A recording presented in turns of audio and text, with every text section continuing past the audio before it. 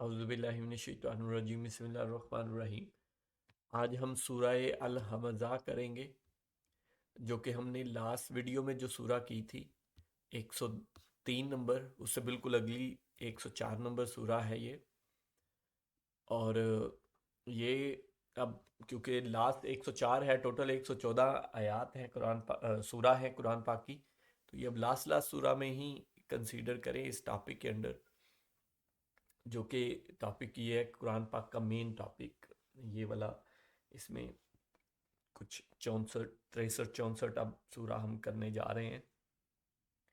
تو اس میں مین جو میں نے یہی چیز دکھانے یا بتانے کی کوشش کی ہے اس ٹاپک کے ذریعے کہ قرآن پاک میں مین جو بات ہے، قرآن پاک کا مین جو ٹاپک ہے وہ آخرہ کا ہے، اور ہمیں جواب دہی کا جو احساس ہے وہ پیدا کرنا ہے، وہ ڈر پیدا کرنا ہے۔ تو اسی کے لیے یہ سورہ بھی آلموسٹ پوری کی پوری اسی ٹاپک پہ ہے، پوری شروع سے لے کے اینڈ تک وہ بتا دیا گیا ہے کہ تب کیا ہوگا اور کن لوگوں کے ساتھ ایسا ہوگا، جیسا کہ پچھلی سورہ میں بھی ہم نے آلموسٹ یہی بات پڑھی۔ پچھلی میں تو پورا وہ بتا دیا گیا نیک لوگوں کا کہ جو کامیاب ہوں گے ان کی کیا کرائٹیریا ہوگا۔ اس سے پیچھے جو ہم نے پڑھی ہیں 2 3، تو ان میں بھی آلموسٹ ویسی ہی سورہ ہے یہ بھی۔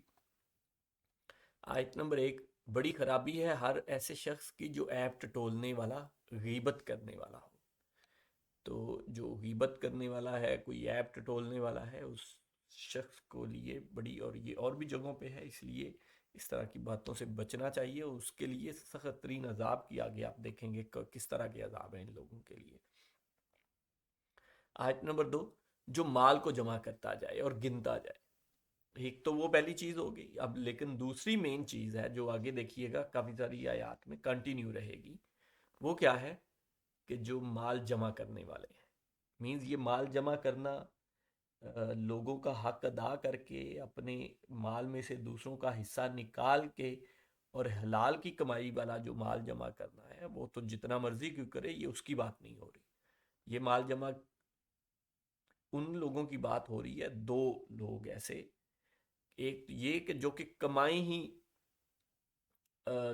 حرام طریقے سے، مینز حلال طریقے سے نہ کمائیں بلکہ حرام طریقے سے کمائیں، وہ چاہے جتنا مرضی اس میں سے حصہ دیتے رہیں، زکاتیں لوگوں کو دکھانے کے لیے، جی یہ دیکھیں فلانے صاحب نے اتنے لاکھوں کی وہ نکال دی ہے، زکوٰۃ نکالی ہے، جی یہ فلانے نے اتنے لاکھوں کی، فلانی یہ مسجدیں بنوا دیں، یہ دیکھیں حج کروا دی، یہ حج خود بھی کرائے، وہ غریبوں کی شادیاں بیٹیوں کی کروا دی۔ وہ اب ان کا سورس ہی اس نے کمایا ہی حرام کا ہے، تو وہ یہ سب کرنے سے وہ حلال نہیں ہو جائے گا۔ اور دوسرا وہ بھی اس سے ان جیسے ہی ہیں، بلکہ شاید ان سے بھی زیادہ ہوں، وہ جو کہ حلال کماتے ہیں، بالکل صحیح چن چن کے دیکھ دیکھ کے چن چن کے پاؤں رکھتے ہیں اور بالکل حلال کماتے ہیں، لیکن پھر اس میں سے جن کا حق بنتا ہے ان کو نہیں دیتے۔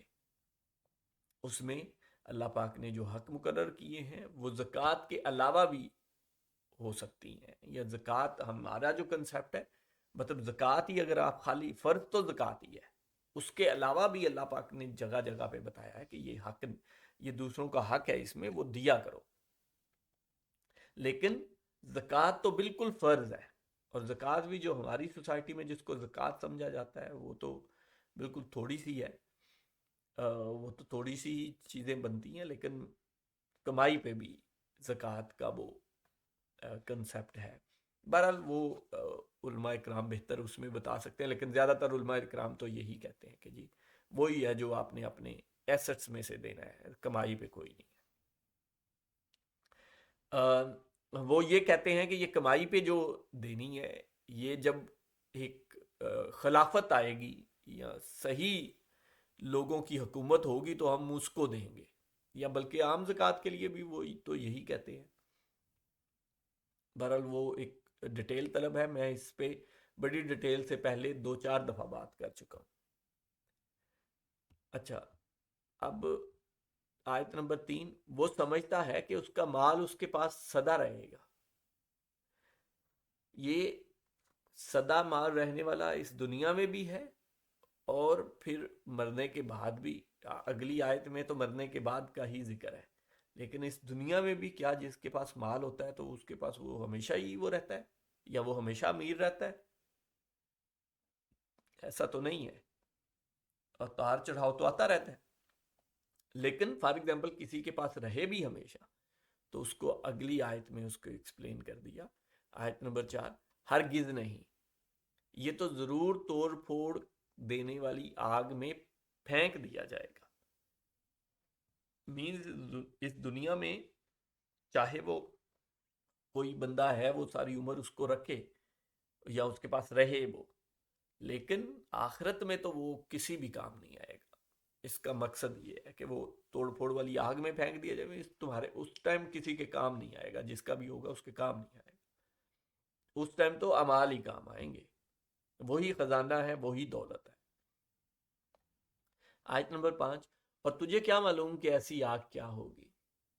اب یہ اس آگ کی ڈیٹیل یا ٹاپک تو دیکھیں شروع سے ہی آلموسٹ وہی کہ اس دنیا میں تمہیں کیا کرنا ہے، اور اصل میں مین ٹاپک تو یہی ہے نا پورا، کہ آخرت میں جواب دہی ہونی ہے تو اس دنیا میں اس طرح کے اعمال کیے جائیں. تو شروع میں وہی ڈیٹیل بتائی گئی. اب اس آخرت کے احوال، اور تجھے کیا معلوم کہ ایسی آگ کیا ہوگی. آیت نمبر 6، وہ اللہ تعالیٰ کی سلگائی ہوئی آگ ہوگی.